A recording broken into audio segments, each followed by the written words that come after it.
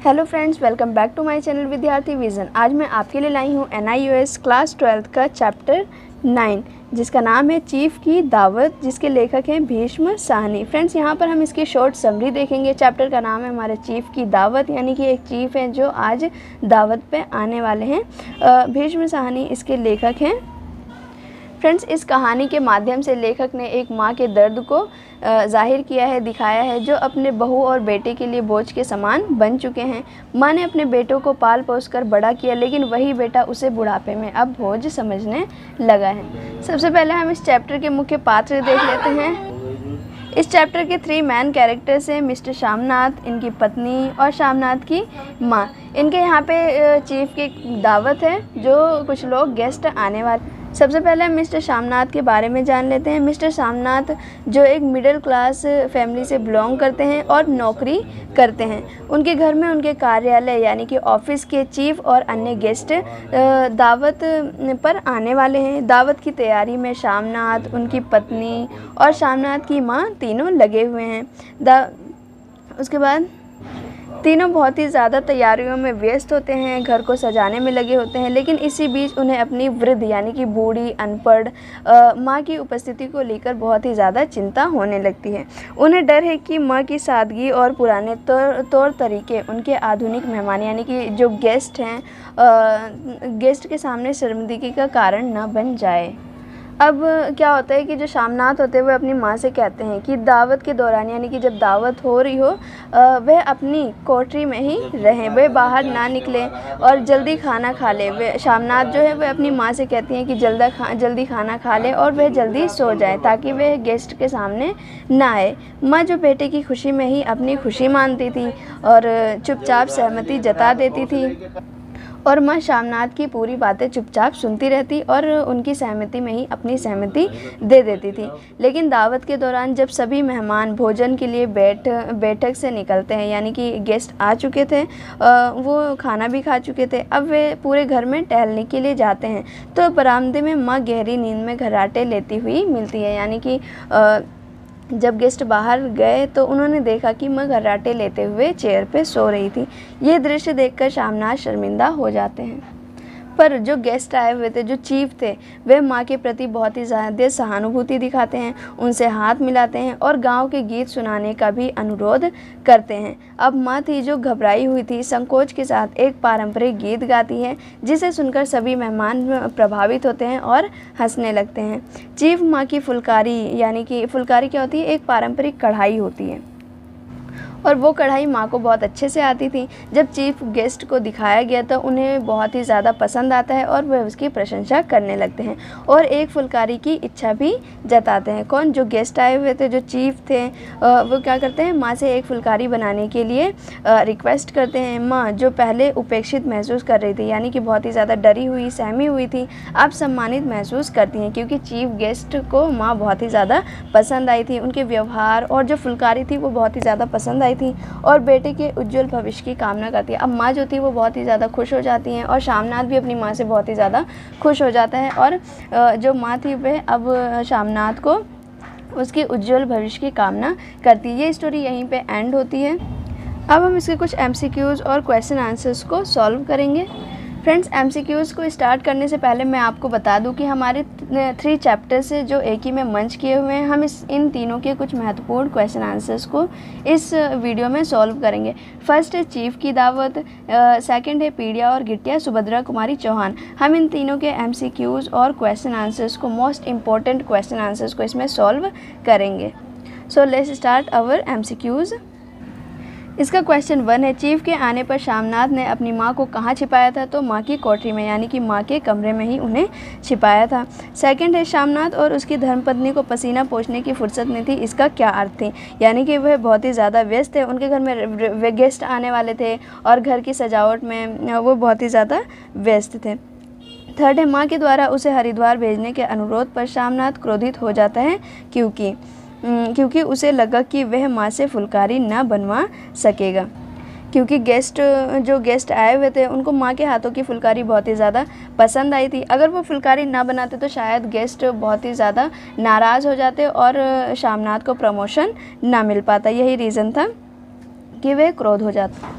Next है chief की दावत कहानी में अभिव्यक्ति है तो पराधीन मानसिकता की, छोटी सोच की।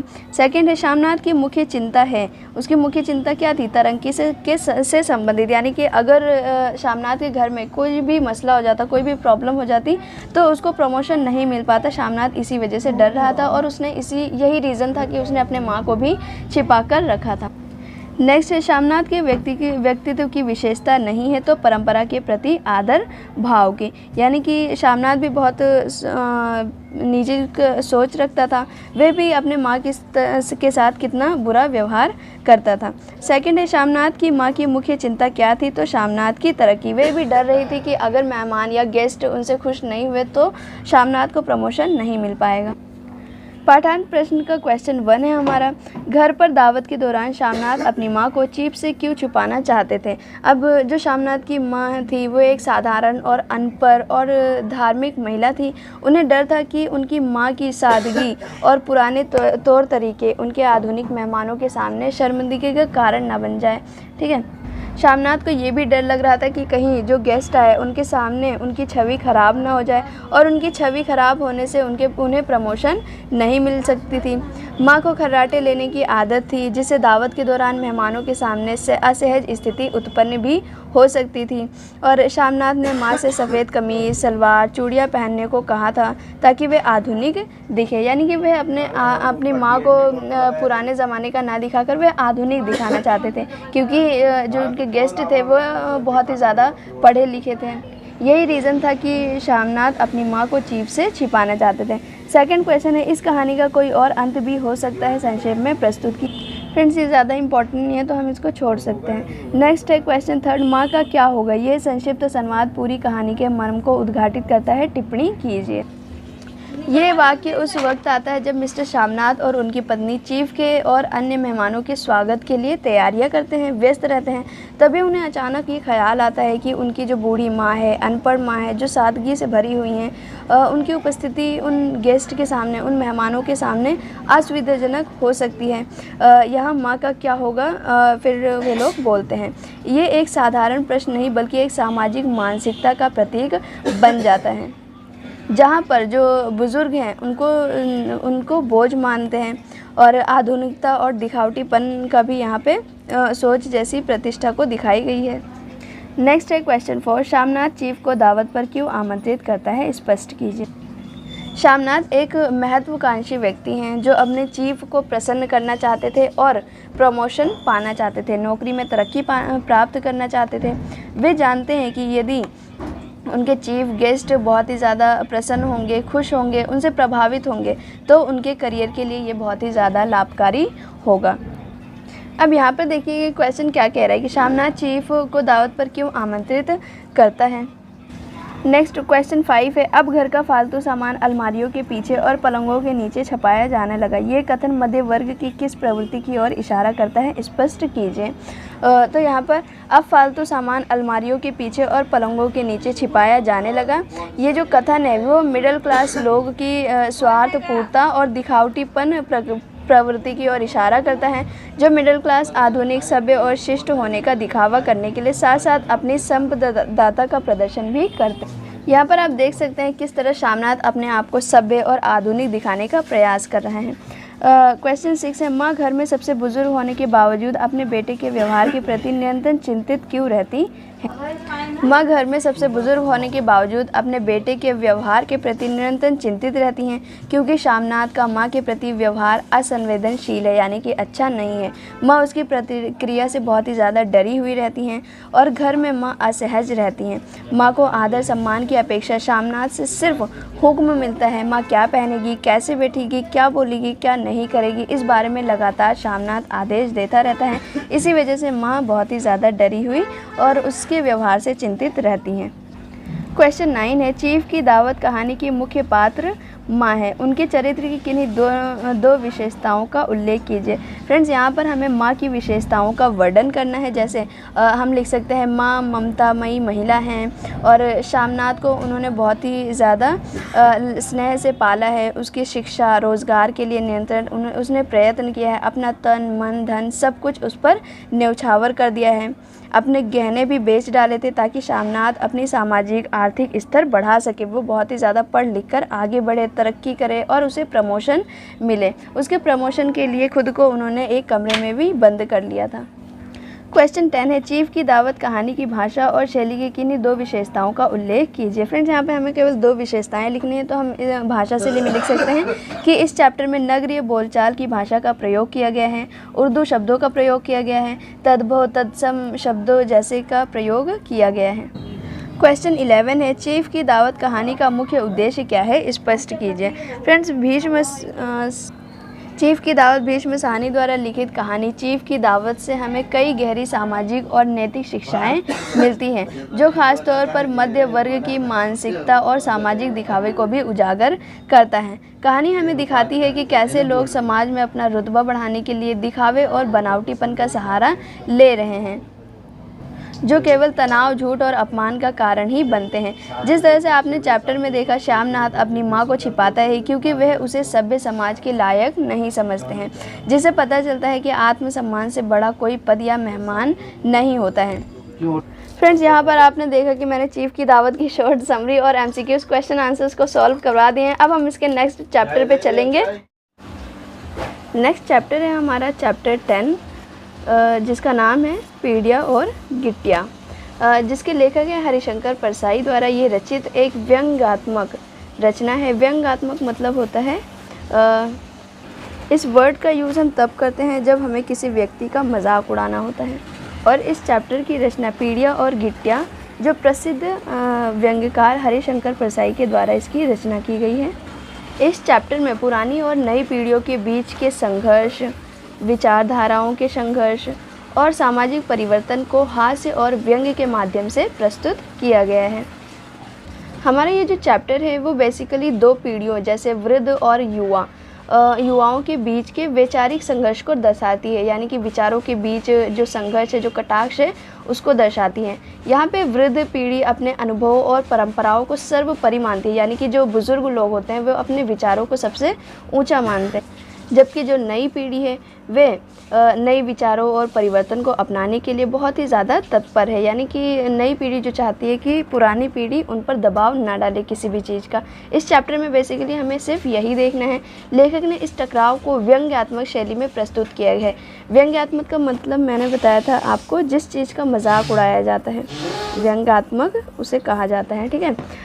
व्यंग्यात्मक शैली में इसे प्रस्तुत किया गया है, जहाँ वृद्ध यानी कि जो बूढ़े लोग हैं वे अपनी स्थिति को बनाए रखने के लिए युवाओं पर व्यंग्य करते हैं, यानी कि जो बुज़ुर्ग लोग हैं वो युवाओं पर मतलब पूरी तरह से अपने विचारों को उन पे सौंपना चाहते हैं। और जो लेखक हैं हमारे हरिशंकर परसाई जी ने उन्हें इस चैप्टर को व्यंग्य के माध्यम से दिखाया है और युवा उन्हें पुरानी सोच का प्रतीक मानते हैं। अब हमें यहाँ पे ये देखना है कि आखिर इस चैप्टर से हमें क्या सीख मिलती है। तो जो पीढ़ियाँ और गिट्टियाँ एक ऐसी रचना है जो समाज में पीढ़ियों के बीच, जो दो पीढ़ियाँ हैं, वृद्ध और नवीन पीढ़ी जो है, पीढ़ियों के बीच के वैचारिक संघर्ष को उजागर करती है। और ये पाठ हमें सिखाता है कि परिवर्तन और नवीनता को स्वीकार करना बहुत ही ज़्यादा इम्पॉर्टेंट है और साथ ही पुराने अनुभवों का भी हमें सम्मान करना चाहिए। नए अनुभवों के साथ साथ हमें पुराने अनुभवों का भी सम्मान करना चाहिए। हमें इस पाठ से सीख मिलती है। फ्रेंड्स, इसमें हम कुछ एमसीक्यूज़ और क्वेश्चन आंसर्स को सॉल्व करते हैं। तो हम अपने एमसीक्यूज़ को पहले सॉल्व करेंगे एंड देन फिर हम क्वेश्चन आंसर्स को सॉल्व करेंगे। ये हमारे NIOS बुक का चैप्टर 10 का एमसीक्यूज़ बौद्ध पेज 10.1 है। इसका क्वेश्चन 1 है, साहित्य के वयोवृद्ध जेब में क्या रखकर बगीचे में घूमते थे। तो इसका आंसर है निमोनिया की दवा। आपने चैप्टर पढ़ा है, आपको पता होगा। सेकंड है, तरुण क्या चाहते थे। तरुण चाहते थे कि वे वृद्धों का स्थान लें। थर्ड है, पाठ के अंतिम वाक्य में है व्यंग्य। व्यंग्य मैंने बताया था ना आपको, जब किसी चीज़ का मजाक उड़ाया जाता है उसे ही व्यंग्य कहा जाता है। नेक्स्ट है, देवता जब अकेले छूट गए तो उनका ध्यान तरुणों पर गया क्योंकि उन्होंने वृद्धों का स्थान ले लिया था। सेकंड है, वृद्ध बातें करते करते एकदम उदास हो गए क्यों उदास हो गए थे वे देवता बनने मंदिर में सजे थे और युवा आनंद मना रहे थे। ठीक है। थर्ड है, पाठ में वयोवृद्ध साहित्यकारों को देवता बनाया जाता है ताकि वे युवकों को संस्मरण सुना सकें। अब संस्मरण का मतलब क्या होता है? संस्मरण का मतलब मैंने आपको पहले भी बताया था। कभी कभी फॉर एग्जांपल कभी कभी हमारे फ्रेंड्स हमें अपनी स्टोरी सुनाते हैं एंड वो पिक्चर्स हमारे माइंड में क्रिएट होना स्टार्ट हो जाती है, तो हम उसे ही संस्मरण कहते हैं। नेक्स्ट है हमारा, वृद्ध तरुणों को पत्थर मार रहे थे क्यों मार रहे थे वे? क्योंकि तरुण उन्हें सम्मानित नहीं मानते थे, उनका सम्मान नहीं करते थे। सेकंड है, जो वृद्ध मंदिर के दूसरे हिस्से में चला गया था वह युवकों से सहानुभूति रखता था। थर्ड है, तरुणों के मत में वृद्ध किसके अधिकारी थे? तो सम्मान के। यानी कि यहाँ पर तरुण क्या चाहते थे? तरुण वृद्धों से सम्मान चाहते थे। नेक्स्ट है क्वेश्चन 1, लड़के इस समय न जाने क्या कर रहे होंगे, वृद्ध के इस कथन में कौन सा भाव निहित है? इसका हाँ आंसर है, देवता बन जाने पर भी मोह न छोड़ पाने का। जब वृद्ध को देवता बनाया गया था तब उसके बाद वो क्या सोच रहे थे कि लड़के न जाने क्या कर रहे होंगे। इसका मतलब है वे देवता बन जाने के बाद भी अपना मोह नहीं छोड़ पा रहे हैं। सेकंड है, 2 पीढ़ियों की कलागत मूल्यों पर बहस चल रही है। इस कथन के द्वारा नागरिक देवताओं और तरुणों पर व्यंग कर रहा है। फ्रेंड्स, यहाँ पर आप देख रहे हैं कि 2 पीढ़ियों के बीच व्यंग चल रहा है। तो व्यंग, नई पीढ़ी को क्या बनाया था? तरुण बनाया गया था और देवता किसे? वृद्ध को बनाया गया था। तो देवताओं और तरुणों पर यह व्यंग कर रहा है। नेक्स्ट है थर्ड पॉइंट हमारा, पीढ़िया और गिट्टिया पाठ की विशेषता नहीं है। तो हमें पीढ़िया और गिट्टिया में किस पाठ की विशेषता, इसमें से कौन सा पॉइंट नहीं है हमें वो बताना है। मुहावरे से रहित भाषा, यानी कि यहाँ पर मुहावरों का कोई प्रयोग नहीं किया गया है, इसका मतलब इसमें इसकी विशेषता नहीं है। अब हम यहाँ पर अपने पाठांत प्रश्न को सॉल्व करेंगे जिसका क्वेश्चन 1 है, व्यंग किसे कहते हैं? फ्रेंड्स, मैंने बताया था व्यंग किसे कहते हैं। व्यंग जब किसी चीज़ का मजाक उड़ाया जाता है उसे ही व्यंग कहा जाता है। यहाँ पर हमें फुल डेफिनेशन लिखना है तो हम लिख सकते हैं, व्यंग एक ताना है जिसमें बुराइयों या मूर्खताओं पर उपहास किया जाता है। यहाँ पर हमसे 2 क्वेश्चन पूछा गया है, व्यंग किसे कहते हैं। और नेक्स्ट है, पीढ़िया और गिट्टिया एक व्यंग रचना है, सिद्ध कीजिए। तो पीढ़िया और गिट्टिया एक व्यंग रचना है, हमें इसे सिद्ध करना है। तो हम इसमें लिख सकते हैं कि पुरानी सोच पर तीखा कटाक्ष।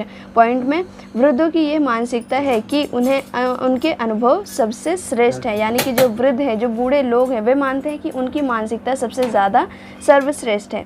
इस पर जो हमारे हरिशंकर प्रसाई जी लेखक हैं वो व्यंग करते हैं कि यह अनुभव अब गिट्टिया बन चुके हैं जो नई इमारत नई पीढ़ी में फिट नहीं होंगे। नेक्स्ट क्वेश्चन है हमारा 2, नई पीढ़ी पुरानी पीढ़ी से क्या चाहती है? पुरानी पीढ़ी के लोग नई पीढ़ी को आगे क्यों नहीं आने देते, स्पष्ट कीजिए। तो यहाँ पे हमें नई पीढ़ी और पुरानी पीढ़ी की जो सोच है उसके बारे में बताना है। नई पीढ़ी चाहती है कि पुरानी पीढ़ी नई सोच, तकनीक और कार्यशैली को स्वीकार करें। नेक्स्ट पॉइंट में हम लिख सकते हैं आत्मनिर्भरता, कि वे चाहते हैं कि उन्हें फैसले लेने की स्वतंत्रता मिले और हर बात में पुराने अनुभव का ना थोपा जाए। ऐसा कौन सोचती है? नई पीढ़ी सोचती है। सम्मान भी चाहिए, नई पीढ़ी पुरानी पीढ़ी का अनुभव मानती है, लेकिन उसे हर निर्णय में रोड़ ना बनने दिया जाए, ऐसा नई पीढ़ी कहती है पुरानी पीढ़ी से। नेक्स्ट क्वेश्चन 3 है हमारा, लेखक ने सभी वृद्धों पर व्यंग किया है या खास प्रकार के वृद्धों पर पाठ से उदाहरण देते हुए अपनी बात सिद्ध कीजिए। यहाँ पर हम कह सकते हैं जो लेखक है हमारे हरिशंकर प्रसाई जी ने सभी वृद्धों को पर कटाक्ष नहीं किया है, बल्कि केवल उन वृद्धों पर, उन बूढ़ों पर तीखा व्यंग मजाक उड़ाए हैं जो अपनी सोच को नई पीढ़ी पर थोपते हैं, परिवर्तन से डरते हैं, उन्हें परिवर्तन से डर लगता है और नई पीढ़ी को आगे नहीं बढ़ने देना चाहते। लेखक का उद्देश्य केवल वृद्धों का अपमान करना नहीं है, बल्कि उनकी मानसिकता को बदलना है जो समाज के विकास में बाधा बनती जा रही है। नेक्स्ट है हमारा क्वेश्चन 5, निम्नलिखित उक्तियों का अर्थ स्पष्ट कीजिए। यहाँ पे कुछ बुक की लाइन है, उसे हमें स्पष्ट करना है। कहे वे भोजन से अधिक मात्रा में पाचन का चूरन खाते। इस उक्ति का अर्थ है कि वृद्धों का शरीर इतना क्षीण, यानी कि कमज़ोर, जो वृद्ध थे उनका शरीर इतना कमज़ोर हो गया कि वे अब भोजन को ग्रहण करते हैं, वे उनको पचा नहीं सकते। वे जो वृद्ध हैं वो भोजन को खाते तो हैं लेकिन उनको पचा नहीं सकते, यानी कि उनकी पाचन क्रिया अब बहुत ही ज़्यादा कमज़ोर हो चुकी थी। भोजन को पचाने के लिए पाचन का चूर्ण लेना उनके लिए बहुत ही ज़्यादा आवश्यक हो चुका था। नेक्स्ट है, आपको हम हर पाठ्य पुस्तक में रखवाएंगे। जो प्रकाशन धन देने में आनाकानी करेगा उसे ठीक करेंगे। अब यहाँ पर आपने चैप्टर में पढ़ा होगा कि जब वृद्ध और युवा की बात हो रही थी तो वृद्ध ने कहा था कि हमारे अर्थ का क्या होगा। तो युवा कहते हैं कि आप परेशान ना हो, आप मंदिर में बैठ जाइए और उससे जो भी पैसा आएगा हम मंदिर में भिजवाते रहेंगे। और फिर तरुणों ने कहा था कि वे आपको हर पाठ्य पुस्तक में स्थान दिलवाएंगे, यानी कि वो भी साहित्यकार थे। तो उन्होंने कहा था कि दिलवाने का प्रयास करेंगे और प्रकाशन से जो भी राशि मिलेगी इसकी रॉयल्टी मंदिर में ही भेज दिया जाएगा, यानी कि जितना भी धन आएगा वो सब कुछ मंदिर में भेज दिया जाएगा, आप परेशान ना हो। नेक्स्ट है, आप लोगों की संस्मरण की अवस्था है। आप लोग आपस में संस्मरण सुनाएंगे ही, उनका रिकॉर्डिंग होता जाएगा और हम पुस्तक छपवा देंगे। अब यहाँ पर हमें बताना है कि तरुण और वृद्ध के जो संवाद, जो बातचीत हो रही थी, उनमें वृद्धों ने पूछा था कि हम कर्म के बिना कैसे जीवित रहेंगे। तब जो तरुण है, जो नई पीढ़ी है, जो युवा है, उन्होंने कहा कि आपकी संस्मरण की अवस्था है। संस्मरण की अवस्था है यानी कि आपकी बात करने की अवस्था है। आप जो भी बात करेंगे आपस में एक दूसरे को अपने संस्मरण सुनाएंगे, हम उसकी रिकॉर्डिंग करते रहेंगे और प्रकाशन से पुस्तकें छपवाते रहेंगे। नेक्स्ट है हमारा घ, लड़के बाहर ऐसा आनंद कर रहे हैं और देवता बने हम मंदिर की कारा में बैठे हैं। इससे पता चलता है कि वे जो वृद्ध थे वे अभी भी अपना मोह नहीं छोड़ पा रहे हैं। ये उक्ति उस समय की है जब देवता आपस में बात कर रहे थे और सोच रहे थे कि हमारे ऐशो आराम पर अब जो तरुण है, जो युवा है, वो अपना कब्ज़ा जमा रहे हैं। जो हमने अब तक आनंद उठाया वे लड़के उठा रहे हैं और हमें मंदिर के कारागृह में कैद कर दिया है। नेक्स्ट है, तुम बिल्कुल निसत्व हो, तुम्हें इस बात का बुरा नहीं लगता कि जहाँ जहाँ हम थे वहाँ वहाँ वे जम गए हैं। उसमें से जो बहुत सारे वृद्ध थे उनमें से एक वृद्ध बोलते हैं, इसका आंसर में हम लिख सकते हैं, जब एक देवता ने कहा कि हम तो अब बूढ़े हो गए हैं, किसी भी कार्य को करने की अब हमारी अवस्था नहीं रही, इसलिए जवानों को अब अपना जीवन जीने दो। वे हमारी जय तो बोलते हैं, एक वृद्ध बोलता है, हमारे झंडे तो फहराता है और हमें क्या चाहिए। लेकिन जो बाकी देवताओं को उसकी बात अच्छी नहीं लगती, जो वहाँ पे और भी देवता थे उनको उसकी बात अच्छी नहीं लगती। वे कहने लगते हैं कि नई पीढ़ी ने हमारे अधिकारों पर अपना अधिकार जमा लिया है और तुम्हें इस बात का भी बुरा नहीं लगता कि जहाँ हम थे वहाँ वहाँ वे आज जम गए हैं। जो हमारा था वह सब उन्होंने ग्रहण कर लिया है और हमें प्रतिमा बनाकर यहाँ चिपका दिया है। फ्रेंड्स, यहाँ पर आपने देखा कि जो पीड़िया और गिट्टिया कहानी है वह एक और वृद्धों की बढ़ती आयु, यानी कि जो वृद्ध है उनकी बढ़ती आयु को लेकर उसके मन में जो दबी इच्छाएं हैं उसको उद्घाटित करता है। और दूसरी ओर जो अगली नई पीढ़ी है, युवा पीढ़ी है, उनके मनोभावों को, मन को भी प्रदर्शित करती है। जो वृद्धों द्वारा युवाओं पर उनकी जीवन शैली पर रोक टोक से परेशान हो जाते हैं। जो वृद्ध हैं वह युवाओं पर अपनी बहुत ज़्यादा रोक टोक करते हैं, उनके जीवन शैली को बहुत ही ज़्यादा परेशान करते हैं, यानी कि दोनों में कोई सामंजस्य नहीं बैठ पाता है। इस तरह इस पाठ में दो पीढ़ियों के बीच वर्चस्व को लेकर एक संघर्ष को दिखाया गया है। फ्रेंड, यहाँ पर मैंने आपको पीड़िया और गिट्टिया के कुछ महत्वपूर्ण MCQs और क्वेश्चन आंसर्स को सॉल्व करवाया है। अगर आप इस चैप्टर को अच्छे से लर्न करते हैं और क्वेश्चन आंसर्स और MCQs को भी बहुत क्लियर करते हैं तो आपको कहीं से भी और लर्न करने की ज़रूरत नहीं पड़ेगी। नेक्स्ट चैप्टर है हमारा चैप्टर 13, सुभद्रा कुमारी चौहान, जिसकी लेखिका है महादेवी वर्मा। सुभद्रा कुमारी चौहान जिसकी लेखिका है महादेवी वर्मा। इस पाठ में आप सुभद्रा कुमारी चौहान के बारे में पढ़ेंगे। हम सुभद्रा कुमारी चौहान के बारे में पढ़ेंगे, उनके जीवन के बहुत सारे पहलुओं से भी परिचित होंगे। सुभद्रा कुमारी चौहान के व्यक्तित्व की महत्वपूर्ण विशेषताओं को भी जानेंगे। फ्रेंड्स, यहाँ पर हम इस पाठ की शॉर्ट समरी देख लेते हैं। महादेवी वर्मा इस संस्मरण में सुभद्रा कुमारी चौहान के साथ अपने गहरे संबंधों को बताती हैं, यानी कि जो सुभद्रा कुमारी चौहान है वह महादेवी वर्मा की बेस्ट फ्रेंड है। वे बताती हैं कि सुभद्रा जी का जीवन बहुत ही ज़्यादा सरल है और सादगी और संघर्षों से भरा हुआ है, लेकिन उन्होंने कभी भी अपने कर्तव्य से मुंह नहीं मोड़ा है, यानी कि अपने हर कर्तव्य को बहुत बखूबी निभाया है। वे एक समर्पित पत्नी, माँ और कवियत्री और स्वतंत्रता सेनानी भी हैं। यहाँ पर महादेवी वर्मा जी बताती हैं कि जो सुभद्रा कुमारी जी हैं उनकी कविताएं, जो खासकर झांसी की रानी, आपने इसकी पोएम भी पढ़ी होगी, उन्होंने झांसी की रानी में उनकी देशभक्ति, साहस और महिलाओं के प्रति जो सम्मान की भावना है वो स्पष्ट रूप से झलकती हैं। महादेवी वर्मा बताती हैं कि उनके जीवन के विभिन्न पहलुओं को उजागर करती हैं, जैसे कि उनका आत्मबल, समाज के प्रति जो जागरूकता है और साहित्य के प्रति समर्पण। इन सब चीज़ों के बारे में, सुभद्रा कुमारी चौहान के बारे में महादेवी वर्मा जी बताती हैं हमें। अब हमें इस पाठ से क्या सीख मिलती है, हम उसके बारे में देख लेते हैं। ये पाठ हमें सिखाता है कि सादगी, समर्पण और साहस के साथ भी जीवन में किसी भी लक्ष्य को प्राप्त किया जा सकता है। हमें इस पाठ से ये सीख मिलती है। आइए अब इसके हम कुछ MCQs को सॉल्व करते हैं। पाठगत प्रश्न 13.1 का क्वेश्चन 1 है, महादेवी वर्मा और सुभद्रा कुमारी के संबंध को किस कोटि में रखा जा सकता है? तो रागात्मक मित्र भाव का संबंध, यानी कि दोनों में गहरी मित्रता थी। सेकंड है, महादेवी कविता लिखने की बात क्यों नहीं स्वीकार करना चाहती? तो ग है इसका आंसर, गलत और गैर ज़रूरी बात मानी जाती थी, यानी कि उस वक्त साहित्य लिखना लड़कियों के लिए अच्छा नहीं माना जाता था। यहाँ पर इसीलिए महादेवी वर्मा अपनी कविताएं लिखने की बात छिपाती हैं सबसे। नेक्स्ट है, लेखिका ने नारी के वीर भाव को उदात्त इसलिए माना है क्योंकि का आंसर है इसका, वह ममता सजल कल्याणी वीर भाव हैं। नेक्स्ट है सेकंड, सुभद्रा कुमारी घर और कारागार के बीच संतुलन स्थापित करने में कैसे सफल हुई थी? घ है इसका आंसर, मानसिक धैर्य और दृढ़ निश्चय के द्वारा, यानी कि उनके अंदर मानसिक धैर्य था और दृढ़ निश्चय वाली स्त्री थी वे। थर्ड है, सुभद्रा कुमारी ने अपने घर की छोटी सी सीमा में क्या क्या संग्रहित किया था? तो उनके वहाँ पे गाय थे, बछड़े थे। नेक्स्ट क्वेश्चन 1 है, सुभद्रा कुमारी चौहान के जीवन में पत्नी के कौन से स्वरूप को उभारा गया है?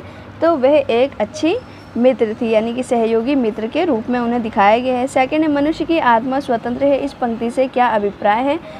यानी कि इसका आंसर है, बंधन व्यक्ति का विकास रोकते हैं, यानी कि किसी भी बंधन में कोई भी व्यक्ति विकास नहीं कर सकता।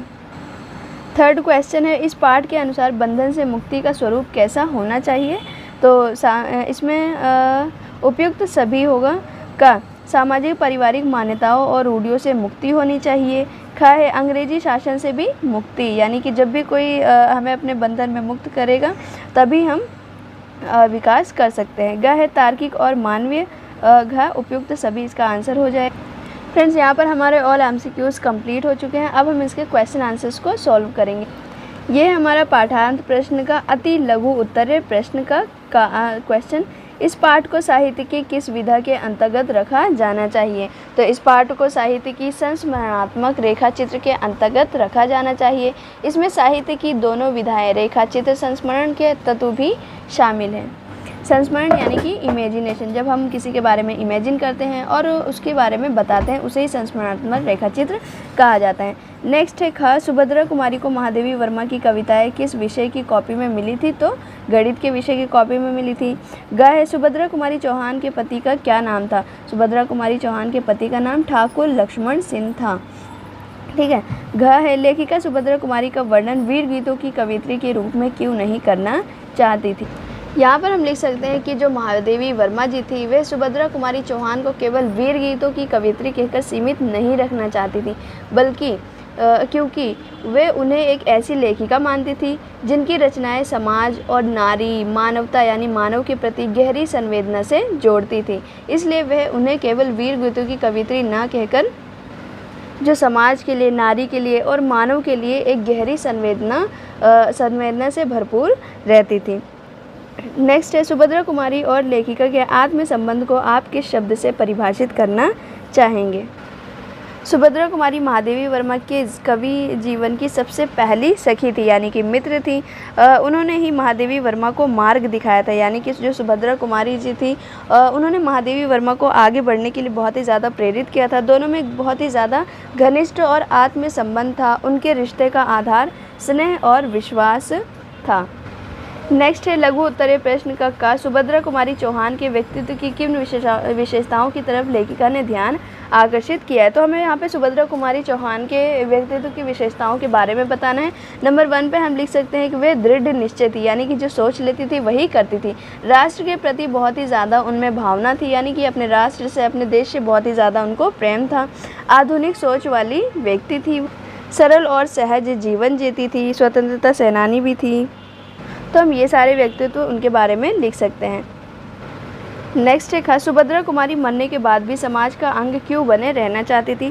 तो क्योंकि जब तक वे जीवित थी, जब तक वे जिंदा थी, उनका पूरा जीवन समाज को ही समर्पित था। समाज के लिए उन्होंने बहुत सारे काम किए थे और वे चाहती थी कि मरने के बाद भी वे इसी समाज का हिस्सा बना रहना चाहती थी। नेक्स्ट है जेल जीवन और गृहस्थी के बीच सुभद्रा कुमारी को क्यों संतुलन साधना पड़ा था। यहाँ पर हम लिख सकते हैं कि शादी के बाद ही सुभद्रा कुमारी जी, जो उनके पति थे, वे स्वतंत्रता संग्राम में जुड़े हुए थे। इससे जो सुभद्रा कुमारी जी थी वे भी अपने पति के साथ स्वतंत्रता संग्राम में शामिल हुई थी। ऐसे में उन्हें कई बार जेल जाना पड़ा था। उन्होंने जेल में ही जीवन के अनेक महत्वपूर्ण वर्ष गुजारे हैं। अपने गृहस्थी और जो उनके छोटे छोटे बच्चे थे उनके जीवन को संवारते हुए उन्होंने समाज और देश की दोनों की सेवा की। तो यहाँ पर हम ऐसा कुछ लिख सकते हैं। नेक्स्ट है गणित की कॉपी में कविता लिखने को लेखिका ने अक्षम्य अपराध क्यों माना है। यहाँ पर हम कह सकते हैं क्योंकि लेखिका गणित विषय में बहुत ही ज़्यादा कमज़ोर थी। जो महादेवी वर्मा जी थी वे गणित विषय में बहुत ही ज़्यादा कमज़ोर थी। ऐसे में वे गणित की कॉपी में गणित के सवाल हल करने के बजाय अभ्यास न कर उनमें कविता की तुकबंदी जोड़ रही थी। इससे बढ़कर कागज़ का दुरुपयोग और विषय का निरादर और क्या हो सकता है, ऐसा लेखक कहते हैं। नेक्स्ट है स्वतंत्रता प्राप्ति के बाद सुभद्रा को दुख और पीड़ा का अनुभव क्यों हुआ था। स्वतंत्रता प्राप्ति के बाद भी सुभद्रा जी को दुख और पीड़ा का अनुभव हुआ था। इसलिए हुआ क्योंकि देश में स्वतंत्रता प्राप्ति के उपरांत भी सब और अभाव और पीड़ा दिखाई दे रही थी। उनके लिए देश की स्वतंत्रता अर्थ केवल अंग्रेजी को गुलामी से नहीं था, बल्कि देश के अंदर जो प्रचलित अनेक बुराइयां थी, कुप्रथाएं थी। आपने देखा ना कैसे सती प्रथा और भी बहुत सारी चीज़ें थी, लड़कियों के साथ किस तरह से भेदभाव किया जाता था, ठीक है, जातिवाद, ऊंच नीच, भेदभाव, इन सब से सुभद्रा कुमारी जी मुक्त होना चाहती थी। तो यही रीज़न है कि वे स्वतंत्रता प्राप्ति के बाद भी बहुत ही ज़्यादा दुख और पीड़ा का अनुभव करती थी। नेक्स्ट है हम यहाँ पे लॉन्ग क्वेश्चंस को सॉल्व करेंगे। क्वेश्चन 1 है लेखिका क्यों नहीं चाहती हैं कि उनके द्वारा कविता लिखने की बात सबको पता चले। महादेवी वर्मा जी ने अपने संस्मरण सुभद्रा कुमारी चौहान में ये स्पष्ट किया है कि वे खुद नहीं चाहती थी कि उनके द्वारा कविता लिखने की बात सभी को पता चले। अब इसका क्या रीज़न हो सकता है। यहाँ पे रीज़न भी उन्होंने बताया था कि लेखिका का जो स्वभाव था वे अत्यंत संकोची और अंतर्मुखी था, यानी कि वे अपनी बात किसी को भी शेयर नहीं करती थी। वे अपनी भावनाएं और रचनाएं सबके सामने लाना भी पसंद नहीं करती थी। यही रीज़न थी कि वे अपनी पोएट्री को सबसे छुपाती थी। वे प्रचार या प्रशंसा की इच्छुक नहीं थी, यानी कि वे प्रचार और लोग उनकी तारीफ़ करें ऐसा भी वे नहीं चाहती थी। उन्हें लगता था कि कविता लिखना एक आत्मिक प्रतिक्रिया है, यानी कि हमारा गुण है जिसे दिखावे या सराहने के लिए नहीं किया जाना चाहिए। लेखिका मानती थी कि कविता आंतरिक पीड़ा और गहराई से निकलती है, जिसे हर किसी के सामने प्रकट करना भी आवश्यक नहीं है। और लेखिका ये भी बताती है कि उस समय जो महिला थी लेखन को लेकर समाज में विशेष स्वीकार्य नहीं था, यानी कि महिलाओं को विशेष दर्जा नहीं दिया जाता था। वे समाज की इसी आलोचना से बचना चाहती थी। यहाँ पर मैंने आपको बताया 3-4 पॉइंट, आप इसको लिख सकते हैं। सेकंड है सुभद्रा कुमारी के ब्रह रूप और आंतरिक गुणों की चर्चा कीजिए। यहाँ पे हमें सुभद्रा कुमारी चौहान के बारे में बताना है कि वह कैसी दिखती थी और उनके आंतरिक गुण क्या। सुभद्रा कुमारी के ब्रह रूप यानी कि बाहरी रूप के अंतर्गत हम लिख सकते हैं कि उनका मंझोला कद था, गोल मुँह था, सुडौल नाक थी और दृढ़ सूचक उनकी ठुड्डी थी, बड़ी बड़ी आंखें थी। हम ये सब कुछ लिख सकते हैं। और आंतरिक गुणों के अंतर्गत हम लिख सकते हैं वह कोमल और उदार व्यक्तित्व वाली व्यक्ति थी, लक्ष्य के प्रति दृढ़ निश्चयी और अडिग थी, स्वतंत्रता सेनानी थी, मन को संयंत्र रखने वाली थी, ममतामयी और स्नेह मुक्त। नेक्स्ट है क्वेश्चन 3, स्वतंत्रता आंदोलन में सुभद्रा कुमारी चौहान ने अपनी व्यक्तिगत आकांक्षाओं के स्थान पर जन सामान्य की भावनाओं का सम्मान किया। इस कथन के परिप्रेक्ष्य में विचार प्रस्तुत कीजिए। यहाँ पर हमें सुभद्रा कुमारी चौहान के बारे में बताना है कि किस तरह से वे स्वतंत्रता संग्राम में शामिल हुई थी। सुभद्रा कुमारी ने अपनी व्यक्तिगत आकांक्षाओं के बजाय राष्ट्र की आकांक्षाओं और ज़रूरतों को महत्व दिया था। वे अपने पति के साथ स्वतंत्रता आंदोलन में शामिल हो गई थी। अनेक बार वे बहुत बार जेल भी गए थे। उन्होंने घर की सुरक्षित सीमा के बजाय अधिक मुश्किल और कठिन मार्ग भी अपनाया था। अपने लक्ष्य पर विश्वास और दृढ़ निश्चय के कारण छोटे छोटे बच्चों के साथ भी वे धैर्यवान बनी रही। राष्ट्रीय स्वाधीनता आंदोलन जिस बलिदान की मांग कर रहा था, सुभद्रा कुमारी उसके लिए सदैव तत्पर रही। कठिन से कठिन मुश्किलें और परिस्थितियों का भी सामना किया उन्होंने, और देश को खुद को समर्पित किया और बहुत कुछ सुधार भी किया था उन्होंने। तो हम इसके बारे में लिख सकते हैं। नेक्स्ट है क्वेश्चन 4। तो सुभद्रा कुमारी के मन में अपनी आर्थिक स्थिति को लेकर कोई हीन भावना क्यों नहीं थी?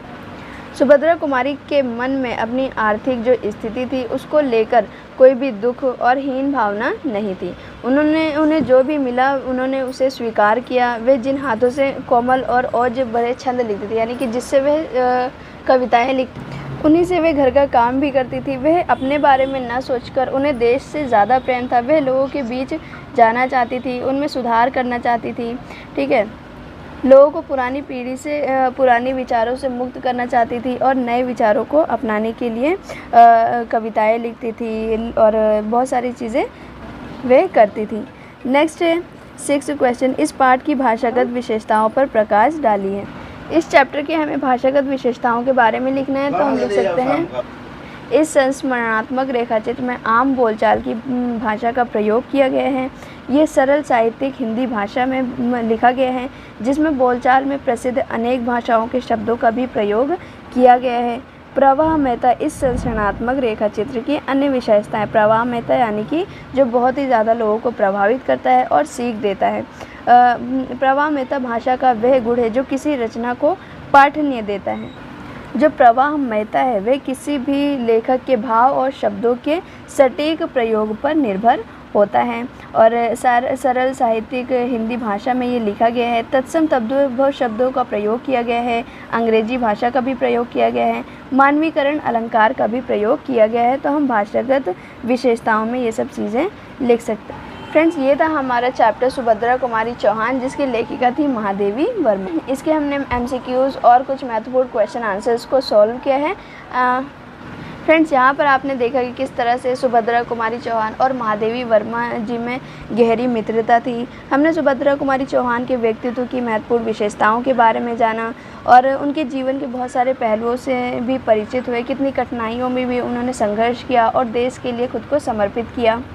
यहाँ पर हमने शॉर्ट समरी MCQs को, क्वेश्चन आंसर्स को सॉल्व किया है। एंड आई होप कि आपको हमारी वीडियो पसंद आई होगी। वीडियो पसंद आए तो लाइक, सब्सक्राइब एंड शेयर ज़रूर करें। मिलते हैं नेक्स्ट वीडियो में, तब तक के लिए जय हिंद।